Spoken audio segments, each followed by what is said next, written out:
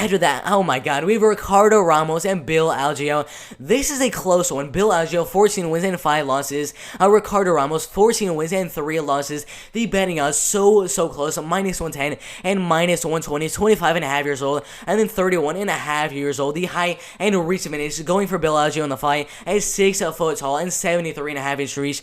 So a 3 inch height advantage and a 1.5 inch reach advantage for Bill Algeo in the striking game in the fight. Ricardo Ramos, 14 wins and 3 losses. You look right here, 7 submission wins and 3 KO TKO wins and 4 decision wins inside of the UFC. Joining the UFC in 2017, decision win, a 3rd round knockout over Ayman Zahabi, a decision win over Kyung Ko Hong, a loss to Said Nurmagomedov, an absolute beast of a fighter in the bantamweight division by 1st round knockout. I'll be joining news by unanimous decision. Then be Eduardo Garagori on a 1st round submission, and as you guys know, lost to an lost with Lerone Murphy, who was an absolutely amazing striker, who was really good wrestling by 1st round TKO. But yeah, Ricardo Ramos has very good submission skills, has some pretty good striking as well.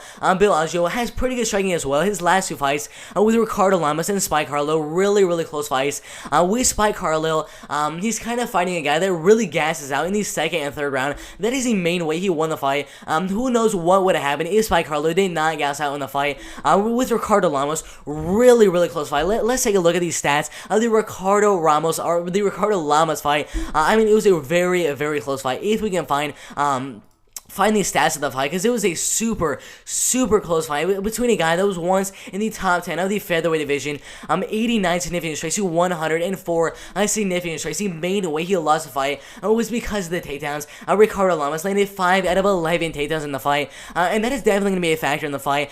Bill Algeo has some pretty decent takedown defense. Ricardo Ramos has some pretty good wrestling, pretty good submission skills in the striking game. I think it's going to be very even in the striking game, but in the grappling and the wrestling game, I might actually give the advantage to Ricardo Ramos, even though Bill Algeo has some pretty good submission and ground and pound skills in the grappling and wrestling skills. He has 6 submission wins on his record as well, but in the grappling game, I will give the slight advantage to a guy like Ricardo Ramos. In the striking game, it's going to be so even.